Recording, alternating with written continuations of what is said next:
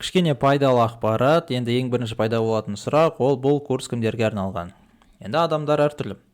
Біреу өзі неше түрлі заттарға қызығып, үнемі жаңа бір нәрсе үйренгісі келіп тұрады. Ал біреуге жұмыс ауыстыру керек.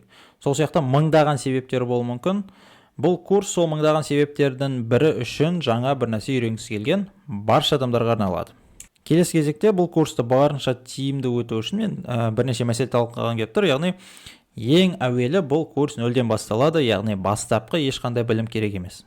Содан кейін бізге керек зат ол лаптоп, aka ноутбук немесе компьютер.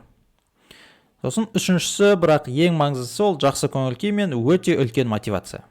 Кеңестерге тоқтала кететін болсақ, айтарым күніне тым болмағанда 30 минуттан жаңа бір нәрсені үйренуге бөліп отырған дұрыс.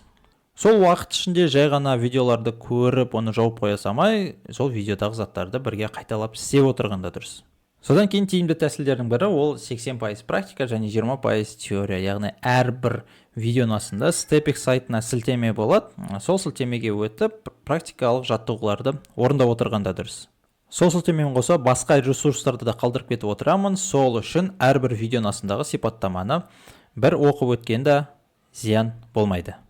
Және де алдында айтқандай тегін бір айлық хостинг бар, оны қалай алуға болатындығын осы курс барысында айтатын боламын. Соңғы туындайтын сұрақ, бұл курстан кейін қандай нәтижеге қол жеткіземін? Яғни бұл курстан кейін сіз веб-сайттардың қалай жұмыс істейтінін толықтай түсініп, өзіңіз сондай сайттарды жасай алатын боласыз.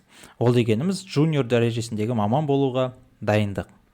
Егер сіздің етіңіз тірі бір пысық адам болсаңыз, онда курстан кейін онлайн кәсіп бастап, жаңағыдай фрилансқа шықсаңыз болады. Басқа біреулердің тапсырыстарын орындап, ақша таба аласыз.